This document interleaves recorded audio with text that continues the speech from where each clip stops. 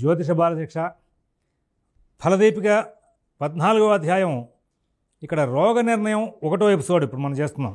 రోగస్య చింతామపి రోగభావస్థితై గ్రహైర్వా వ్యయమృత్యు సంస్థై రోగేశ్వరేణాపి తదన్వితైర్వాత్ ద్విత్ర్యాది సంవాదవశాద్వదస్తు. రోగం అనగానే ఇవాళ రోజున సాధారణంగా ప్రతివాడు షష్ఠస్థానం లగ్నస్థానం చూసేసి నిర్ణయం చేసేస్తూ ఉంటారు. అలా కాదు, ఇంకా డీటెయిల్గా వర్కౌట్ ఉంది. ఈయన చాలా డీటెయిల్గా నోట్స్ ఇచ్చాడు. ఈ డీటెయిల్డ్ నోట్స్ మనం కనుక అబ్జర్వేషన్లో కనుక ముందుకు వెళ్తే మనం చాలా మటుకు క్యాచ్ చేయగలుగుతాం. ఈ రోగ స్థానాన్ని నిర్ణయం చేసుకునే సందర్భంలో మరొక ముఖ్యాంశాన్ని ప్రస్తావన చేస్తాను. ఈ రోగాలు ఏ గ్రహాలు ఏ రోగాలకి కారణం అవుతున్నాయని ఇక్కడ కొంతవరకు మనకి ఇక్కడ వివరణ వచ్చేస్తుంది ఇప్పుడు ఈ ఎపిసోడ్లోనే. కానీ అండి, మీ అందరికీ ఇంకొక చిన్న మాట చెప్తాను. అడ్వాన్స్డ్గా ఇవాళ రోజున కాలంలో మార్పులను బేస్ చేసుకుంటూ మరి ఇంకా విశేషంగా డెప్త్కి వెళ్ళి ఈ కారకత్వాలు కొత్త రోగాలు వచ్చినాయి కదా ఇవాళ, వీటన్నిటిని కూడా ప్రస్తావన చేసుకుంటూ కేపీ గారు ఆ షష్ఠభావం మీద విశ్లేషణ బాగా చేసుకొచ్చాడు. సూత్రాలు ఇక్కడ మీరు అమలు చేసుకున్న రోగ కారకత్వాలని అక్కడి నుంచి తీసుకుంటే ఇంకా బాగుంటుంది. అంటే బేస్ ఇది పాటు చేసుకోవాలి. ఆయన బేస్ ఇది పెట్టి ఈ బేస్లో నుంచి రోగ నిర్ధారణ చేసే అంశంలో విశేషాలని ఆయన తనదైన శైలిలో ఇంకా రీసెర్చ్ చేసి తీసుకొచ్చారు. కాబట్టి అది ఇంకా మనకి బాగా ఉపయోగపడుతుంది నా అభిప్రాయం. ఒకసారి గమనిస్తారని చెప్పి ఆశిస్తున్నాను. రోగస్య చింతామపి రోగభావస్థితై. షష్ఠంలో ఉన్నటువంటి గ్రహాలను బేస్ చేసుకుని, షష్ఠాధిపతిని బేస్ చేసుకుని మనం సహజంగా రోగ నిర్ధారణ చేస్తున్నాం. అది కామన్ థింగ్. గ్రహైర్వా వ్యయ మృత్యు సంస్థై. గ్రహాలు వ్యయ మృత్యు సంస్థై.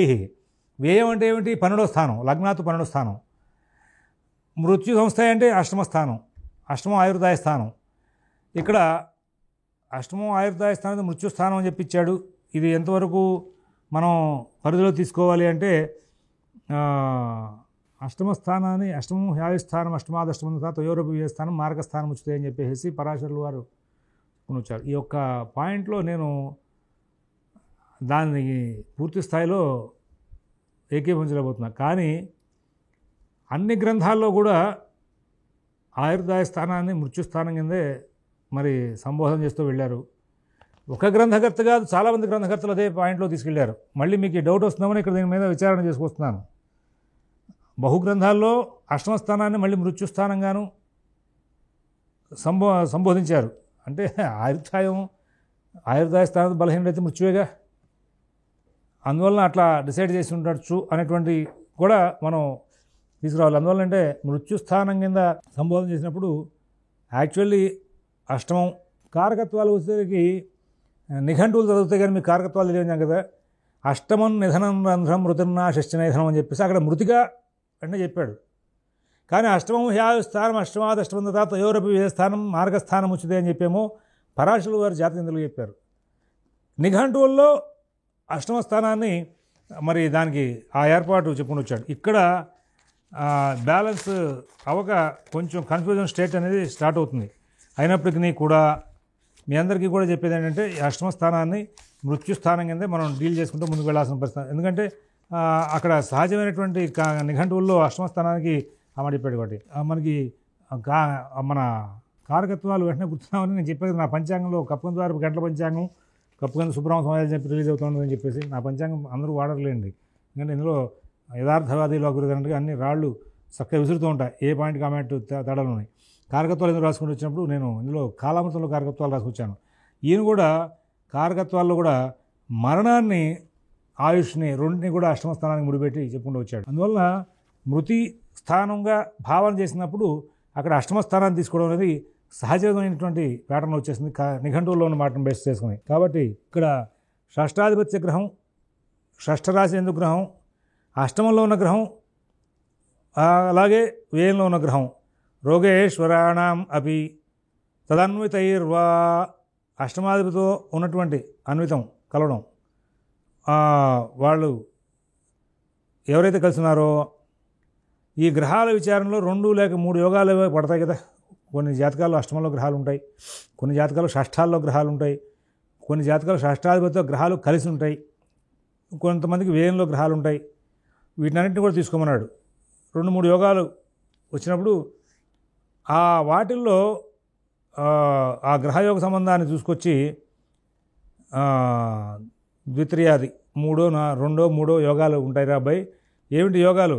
షష్ఠంలో ఉన్నటువంటి గ్రహాలు, అష్టమంలో ఉన్నటువంటి గ్రహాలు, ద్వాదశంలో ఉన్న గ్రహాలు, షష్ఠాధిపత్య గ్రహం, షష్ఠాధిపత్య కలిసిన గ్రహాలు 5 కండిషన్స్లో మరి బాగా గుర్తుపెట్టుకుని రోగభావస్థితై గ్రహైర్వ వ్యయ మృత్యు సంస్థై అలాగే రోగేశ్వరాణం తదన్వితైర్వా ఈ 5ట్లోనూ కూడా 2-3 కండిషన్స్ కనుక ఉంటే వాటిల్లో బలమైన గ్రహాన్ని మనం తీసుకోవాలి. బలమైన గ్రహం నేను మీకు బాగా చెప్తున్నాను కారణం తర్వాత బలమైన గురించి మాట్లాడుతుంది కాబట్టి ముందే చెప్తున్నాయి. వాటిని బేస్ చేసి ఈ రోగ నిర్ధారణ చేసి చెప్పరాబాయి ఎటువంటి రోగాలు వచ్చే అవకాశం ఉంది మనిషికి అనేది చాలా సింపుల్ వే చెప్పాడు. అక్కడ కూడా కేబీకృష్ణ కూడా లగ్నానికి షష్ఠ స్థానానికి సంబంధించిన సబ్లాడ్స్ అలాగే సిగ్నిఫికేటర్స్ షష్ఠ స్థానానికి, అష్టమ స్థానానికి, వ్యయ స్థానానికి, లగ్నానికి సంబంధించిన సిగ్నిఫికేటర్స్. ఎందుకంటే ప్రాణం పర్టికులర్గా ఈ రూట్లో పోయింది అని రోగంతో పోయింది అనుకోండి, వ్యయ స్థానంతో ముడిపెట్టి, అష్టమ స్థానంతో ముడిపెట్టి రోగంతో చచ్చిపోయే యోగం ఉందనుకోండి, మరి అక్కడ రోగ సంబంధమైనటువంటి భావం యాక్టివేట్ అయింది కదా. కాబట్టి దాన్ని పరిధిలో తీసుకోవాలి. తీసుకోకుండా ఎట్లా వెళ్తావు? దేహం పాడైపోయింది ఇక్కడ అని లగ్నంతో నువ్వు స్టడీ చేయాలి. దేహం పాడడానికి లగ్నంతో స్టడీ చేసినప్పుడు అక్కడ పాడవడానికి గల కారణం రోగమే. ఆ రోగాన్ని నువ్వు నిర్ధారణ చేయడానికి మళ్ళీ ఇక్కడ రావాలి. అలాగే షష్ఠ స్థానం జనరల్ వేలో రోగస్థానం కాబట్టి మరి ఆ నిఘంటువులు పుణ్యం అని చెప్పి ఆ 4టిని కూడా బేస్ చేసుకుని మనం ముందుకెళ్ళే అవకాశం వస్తుంది. రవికి సంబంధించిన కారకత్వాలు చెప్పించాడు ఎటువంటి రోగాలు వస్తాయని చెప్పి. పిత్తోష్ణ జ్వర తాపదేహ తపన అపస్మార హృత్కోడజ. ఒక్క మాట చెప్తానండి, జ్యోతిష్ శాస్త్రంలో ఏం చేసినా సరే బృహజ్జాతకంలో శ్లోకాలు, ఫలదీపికలో శ్లోకాలు, కారకత్వాలు ఇవి వేదం చదువుకున్న విద్యార్థులు ఏం చేస్తారంటే గురువుగారి దగ్గర కూర్చొని ఈ శ్లోకాలని కూడా అంటే వేదమంత్రాలని కూడా రోజు ఒకసారి ఆయన చెప్తూ ఉంటాడు. వీళ్ళు 2 సార్లు పుడతారు, అట్లా 10 రోజులు చెప్పించుకుంటారు. ఆ తర్వాత వీళ్ళు ఒక్కొక్క మంత్రాన్ని 10 సార్లు చొప్పున రోజు అలాగే 10 రోజులు పాడిస్తారు. అంటే ఎన్నిసార్లు అయింది? 130 సార్లు అయింది. అలాగే మీరు ఏం చేస్తారంటే విధియ దగ్గర నుంచి త్రయోదశి వరకు 13 రోజులు కూడా చక్కగా ఈ శ్లోకాలు కొన్ని శ్లోకాలు పెట్టుకోండి, వాటిని వల్లించండి. 5-6 రోజులు అయిన తర్వాత శ్లోకాలు నోటికి వస్తాయి. వచ్చాక ఏం చేస్తారంటే పదవిచ్ఛేదన చేసుకుంటూ వెళ్ళేందుకు వీలుగా శబ్దమంజరి చదవమన్న కారణం అందుకోసమే పదాలు తేడా వస్తాయి. పిత్త ఉష్ణజ్వర పిత్తోష్ణజ్వర తాపదేహ తపనాపస్మార హృత్కోడ వ్యాధిన్ వ్యక్తి. ఇక్కడ రోగాల పేర్లు చెప్పుకుని వచ్చాడు. ఇవి మీకు ఎప్పటికప్పుడు గుర్తుండాలంటే కనుక పుస్తకం చూస్తే వచ్చినట్టుగా ఇక్కడ వల్లిస్తే రాదు, వ్యాఖ్యానం వల్లిస్తే రాదు, మూలం వల్లిస్తే ఆ పదాలు కనుక తిరుగుతున్న నోట్లో మీరు జాతకం చూడంగానే రవి ఇక్కడ బలవంతుడిగా ఉన్నాడు, షష్ఠాధిపతి. ఇంకా షష్ఠంలో ఎవరు లేరు, అష్టమంలో ఎవరు లేరు, వ్యయంలో ఎవరు లేరు, షష్ఠాధిపతి కలిసిన వారు లేరు. షష్ఠాధిపతి ఇక్కడ యాక్టివేట్ అయ్యే అవకాశం ఉంది. రోగాలు ఇచ్చేది ఏనే అవుతాడు, ఇంకెవరు వాళ్ళు ఎవరు. కాబట్టి రవితో ఉంది. రవికి ఏ రకమైన రోగాలు వచ్చే అవకాశం ఉంది అనగానే పిత్తం, ఉష్ణజ్వరం, దేహతాపం, అపస్మారం, హృదయకోశ వ్యాధులు, కంటి బాధలు, శత్రుభయం, చర్మ వ్యాధులు, అగ్నిబాధలు, కాష్టములు, ఆయుధము, అలాగే మరి విషముల వలన బాధలు, భార్యకు సంతతికి బాధలు, పశు నష్టం, దొంగలు, రాజభయం, మృతభయం, సర్పభయం, శివుని వల్ల భయం, ఈతి బాధలు ఇవన్నీ కూడా రవి వల్ల కలుగుతాయి చెప్పాడు. వెంటనే మీకు అన్నీ గుర్తు రావాలని ఎట్లా వస్తాయి? ఆ శ్లోకం వల్లిస్తేనే వస్తాయి. కాబట్టి రోజు ఒక 10 సార్లు తప్పున విధి దగ్గర నుంచి త్రయోదశి వరకు కూడా వదిలిపెట్టకుండా పొద్దున్న నిద్రలేమగానే స్నానం చేయడం, సంధ్యావనం చేసుకోవడం, రోజువారీ పూజ చేసి వాకింగ్లు, యోగాలు ఎవరు చేసుకోవడం, కూర్చుని వెంటనే ఇది వల్లించండి. దీని మీద రీసెర్చ్ చేద్దాం అనుకున్న వాళ్ళకి ఈ శ్లోకాలు నోట్లో ఉండి మాట్లాడడం వేరు, శ్లోకాలు నోట్లో లేకుండా ఉండి మాట్లాడడం వేరు. ఈ రోగం మీద నీకు తెలియగలవాడు అయితే నీ తెలివి కొన్నాళ్ళు పనిచేస్తుంది, తర్వాత పనిచేయదు. నీకు జాతకం చూడగానే రవి అనగానే నువ్వు ఉష్ణ ప్రకోపం అనొచ్చు, మరి అన్నీ చెప్పగలుగుతావా? చెప్పలేకపోవచ్చు. కొన్ని గ్రంథాల్లో భేదాలు ఉన్నాయి, గ్రంథ భేదాలను కూడా తెలుసుకుంటూ ముందుకెళ్ళాల్సి వస్తుంది. అందుకోసం మీరు రోగాలు అనగానే ఇతర గ్రంథాలు ఏం చెప్పారని ఒక లిస్ట్ అవుట్ చేసుకోండి, కింద రాయండి అని కూడా చెప్పాను. ఫలదీప చదువుతున్నాం, మీరు ఆ పక్కన సర్వార్థ సిద్ధాంతంలో పాఠాంతరం ఇట్లా ఉంది అంటూ రాసుకుంటూ వెళ్ళిపోవాలి. వెళ్ళిపోతే కనుక మీకు ఏమవుతుంది, దాంట్లో ఇమీడియట్గా మీకు అండర్లైన్లు చేసుకుంటూ వెళ్ళిపోయిన కారణంగా సబ్జెక్ట్లో మీకు మొత్తం అంతా కూడా ఎక్కడ తేడా లేకుండా ఎక్కడెక్కడ ఎవరెవరు ఏం చెప్పారు అనే విషయాల్లో ముందుకు వెళ్ళిపోయే అవకాశాలు వస్తాయి. లేకపోతే ఏమవుతుంది, ఎన్నాళ్ళు పోయినా సరే మీరు చదువుకుంటూ వెళ్తారు, మైండ్లో ఏదో ఉంది అది చెప్పుకుంటూ వస్తారు. సిద్ధాంతికి దగ్గరికి జ్యోతిష్యుడు చెప్పుకోవడం ఎవరైనా వస్తే ఆ జ్యోతిష్యం చెప్పుకునే టైంలో వెంటనే పుస్తకం తీసి వెంటనే ఆ పుస్తకాల్లో నుంచి సబ్జెక్ట్ చూసుకుంటూ మళ్ళీ చెప్పడం అనేది సహజంగా ఎవరు చేయరు. అందువల్ల మీరు అది గమనించుకోవాలి. దానికి మొత్తం అంతా నోట్లో ఉండేట్టుగా చేసుకుంటే కానీ రావదు.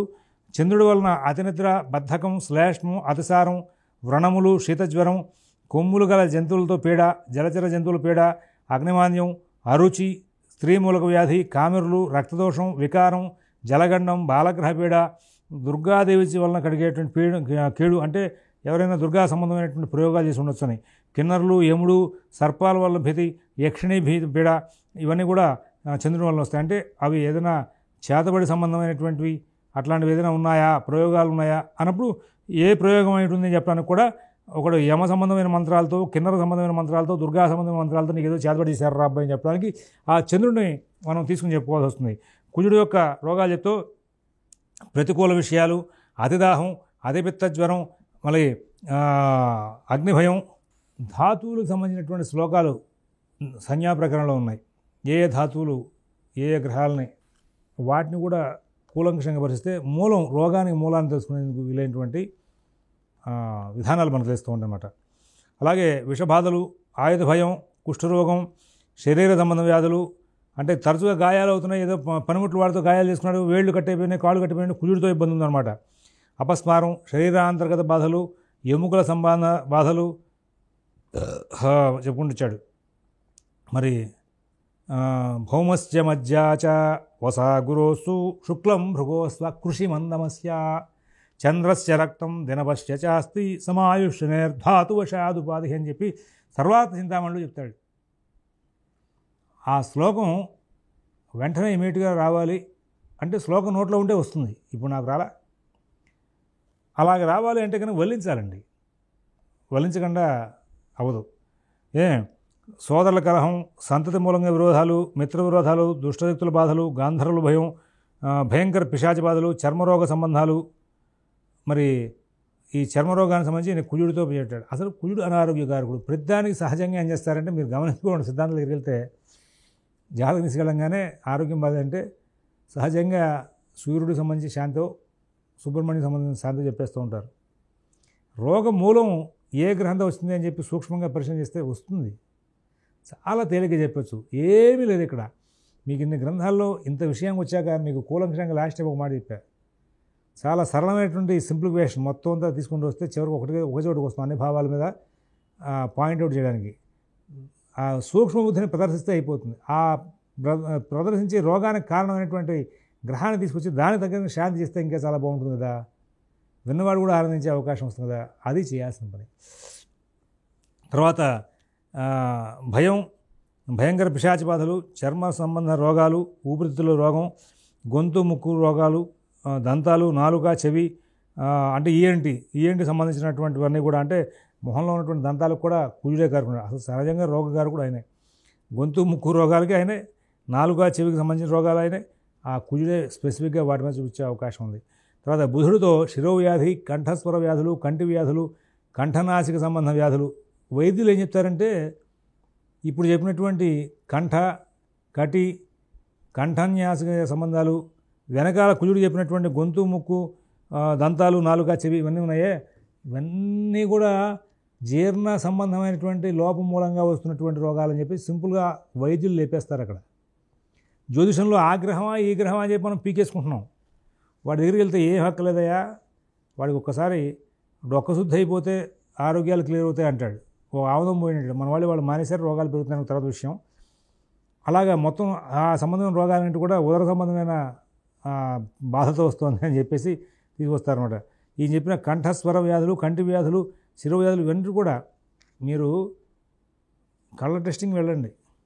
వెళ్ళేప్పుడు ఏం చేస్తారంటే బాగా ముందు రోజు రెస్ట్ తీసుకుని బాగా కూల్గా వేడి చేయని పదార్థాలు తిని, వేడి చేయని పదార్థాలు తిని బాగా రెస్ట్ తీసుకుని మర్నాడు పొద్దున నిద్రలేచి చక్కగా ఫ్రీ మోషన్ అయిన తర్వాత కళ్ళు టెస్ట్ చేసుకుంటే ఒరిజినల్ ఐసైట్ బయటకు వస్తుంది.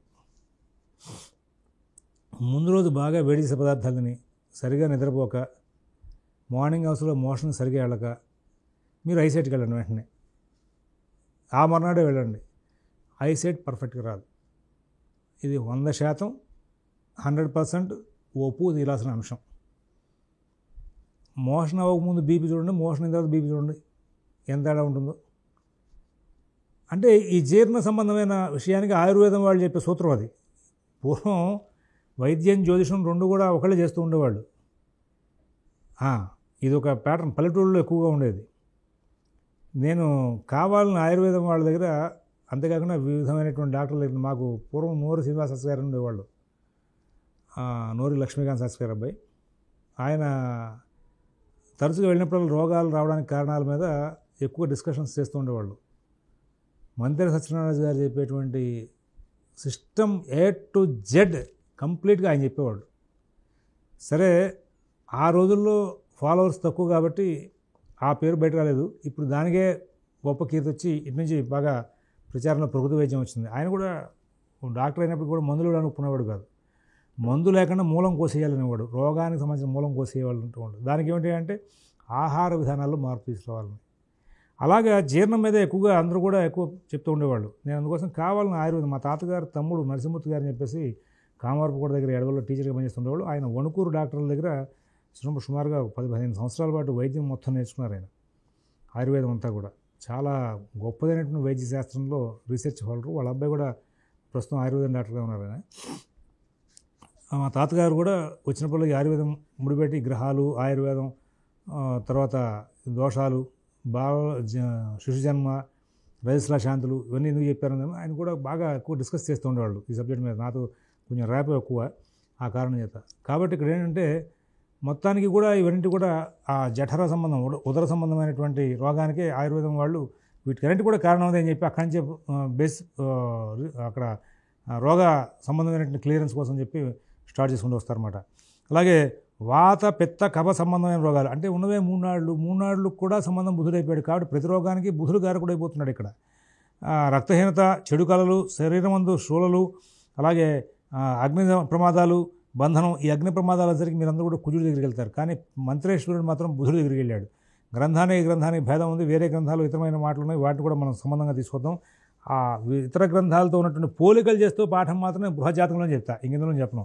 బృహజ్జాతకంలో అంశాలను ప్రస్తావన చేస్తూ వేరే గ్రంథాల్లో ఎవరో చెప్పారు, ఎట్లా చెప్పారు విషయాన్ని అక్కడ కొంచెం సుదీర్ఘమైనటువంటి శాస్త్ర శోధనలోకి వెళ్ళేందుకు బృహజ్జాతకం బాగా ఉపయోగపడుతుంది. అది చెప్తూ మళ్ళీ దాంట్లో ప్రతి అంశానికి కూడా వీళ్ళందరినీ కూడా ముడిపెట్టి తీసుకొచ్చే ప్రయత్నం చేస్తాను. అది మాత్రం గమనించుకోండి. గురుడు యొక్క విషయాలు చెప్తూ జీర్ణ సంబంధమైనటువంటి వ్యాధులు, మరి అంతర్గత రుగ్మత, దుఃఖమూలకమైనటువంటి విషయాలు, శ్లేష్మ రోగం, అలాగే కర్ణరోగం, నిశ్చేష్టత, మూర్ఛ, అనిశ్చలత, దేవాలయ సంబంధమైన క్లేశాలు, నిధి నిక్షేప సంబంధమైన క్లేశాలు, బ్రాహ్మణ శాపం, దైవశాపం, కిన్నరయక్ష సంబంధమైనటువంటి బాధలు, దైవశాపం, సర్పకృత వికలత, విద్యాధరాధి కారణశాపాలు, ఇవన్నీ కూడా మన గురువు మూలకంగా వచ్చే రోగాలు అని చెప్పుకుని వచ్చాడు. శుక్రుడు గురించి చెబుతూ పాండు శ్లేష్మ, వాత శ్లేష్మ రోగాలు, మరి గురువు కూడా శ్లేష్మ సంబంధమైన రోగాలు చెప్పాడు. శ్లేష్మ ప్రకోపం చెప్పాడు, ఇక్కడ శ్లేష్మ రోగాలు చెప్పాడు. రక్తహీనత బుధుడికి చెప్పాడు, శుక్రుడు కూడా చెప్పాడు. వాయు సంబంధమైన రోగాలు, నేత్రపీడ, మరి మూత్ర రోగాలు. ఈ నేత్రపీడ అన్నాం ఇక్కడ. ఈ నేత్ర సంబంధమైనటువంటి వ్యాధులు మరి బుధుడు విషయంలో కూడా చెప్పుకుంటూ వచ్చాడు. అయితే ఇక్కడ విధానాలు మార్పులు ఉంటూ ఉంటాయి అన్నమాట. జననేంద్రియ రోగాలు, సుఖవ్యాధులు, వీర్యపడుత్వం కోల్పోవడం, పరాంగణ భోగవశంగా వచ్చేటువంటి రోగాలు, మంత్రగతుల వల్ల వచ్చేటువంటి రోగాలు, స్త్రీదేవతామూర్తుల యొక్క సంబంధమైనటువంటి రోగాలు, కులదైవాలని విస్మరించడం మూలంగా వచ్చేటువంటి భయాలు, వాటి ద్వారా వచ్చే రోగాలు, ప్రాణ స్నేహితులు విడిపోవడం మూలంగా వచ్చేటువంటి సమస్యలు. కొంతమంది స్నేహితులు చచ్చిపోయని చెప్పి భయంతో బాధపడుతుంటారు. దానికి కారణం ఏంటంటే ఏవేవో చెప్పకూడదు. శుక్రుడు బాగాలేదు కాబట్టి ప్రాణస్థితిలో పోయిన కారణంగా వీడికి ఈ భయం వచ్చిందని చెప్పాలి. శనిమూలక రోగాలు, వాత శ్లేష్మ వికారపాద విహతం చాపత్తితంద్రాశ్రమాన్. శ్లేష్మ సంబంధమైన రోగాలు శనితో కూడా చెప్పుకుంటూ వచ్చాడు. కాళ్లకు పక్షవాతం, దురదృష్టం, అలసత్వం, ఆలోచనాలోపం, భ్రాంతి, గర్భశూల, అంతర్గత వేడి, సేవకాజన నష్టం, ధ్వంసం, భార్యాసంతకి ప్రమాదాలు, శరీరమందుల అవయోగానికి లోపాలు, హృదయపం, వృక్షాల నరకుడి చేత, రాయి చేత కానీ ఘాతు పొందడం, అలాగే దుష్ట పిశాచి బాధలు శని మూలంగా వస్తున్నాడు. కానీ ఈ శనితో పక్షవాతం లాంటి దానికి ఎక్కువగా అవకాశం ఉందనేటువంటి విషయాన్ని ఎక్కువ మంది రీసెర్చ్ చేసి ఇచ్చుకుంటూ వచ్చారు. ఆయన ఇక్కడ పెట్టలేదు. కానీ కాళ్లకు పక్షవాతం అన్నాడు ఇక్కడ. ఇది వాతశ్లేష్మ వికారపాద విహతిం చాపత్తితంద్రాశ్రమాన్. కాళ్ళకి పక్షవాతం. అసలు పక్షవాతానికి కారకుడు శని అవుతాడయా అని చెప్పుకుంటూ వస్తారు. వాతశ్లేష్మ రోగాలకి మరి వెనకాల మరి వీళ్ళని తీసుకొచ్చారు కదండి, శుక్రుడిని తీసుకొచ్చారు, బుధుని తీసుకొచ్చారు కదా అంటే వాళ్ళు కాళ్ళుదులు పడిపోయి నడవలేని స్థితికి వచ్చేటువంటి అపస్మార స్థితికి మాత్రం కారకులు కారు. ఇక్కడ అపస్మారానికి కూడా అవకాశాలు ఉన్నాయి. తర్వాత రాహుకేతులతో, గుళిక గ్రహంతో ఇచ్చేటువంటి రోగాల గురించి చెప్పుకుంటూ వచ్చాయి. హృదయతాపం, కుష్ఠు, అలాగే భావపతనం, విషం, పాదపీడ, పిశాచిపీడ, సర్పపీడ, భార్య సంతతికి అనారోగ్య పీడలు రాహు కలగజేస్తాడు. బ్రాహ్మణ వర్గ విరోధాలు, క్షత్రియ వర్గ విరోధాలు, శత్రుపీడలు ఇవన్నీ కూడా కేతు కలగజేస్తుంటాడు. విషప్రేత మూలక బాధలు గుళికాగ్రహం కలగజేస్తాడని చెప్పేసి ఇట్లా రోగాలు ఏ కారకులైనాయి అనే విషయాన్ని చెప్పుకుని వచ్చాడు. తర్వాత రోగాలు ఏ విధంగా వస్తున్నాయి, ఎందుకు వస్తున్నాయి, ఏ నాడుల వలన వస్తూ ఉంటాయని చెప్పుకుంటూ వస్తారు. ఇక్కడ ఈ శోధన చేసే వాళ్ళందరూ కూడా వాతశ్లేష్మ పిత్త అంటే ఈ మూడు నాడుల మూలంగానే, వాతశ్లేష్మ పిత్త నాడులు, ఈ మూడు నాడుల మూలంగానే రోగాలన్నింటినీ కూడా మన వాళ్ళు పూర్వం నుంచి కూడా నిర్ధారణ చేసుకుని వచ్చారు. వాటి యొక్క వివరాలని మనం రేపటి రోజు మరొక ఎపిసోడ్ చూసుకుందాం. స్వస్తి.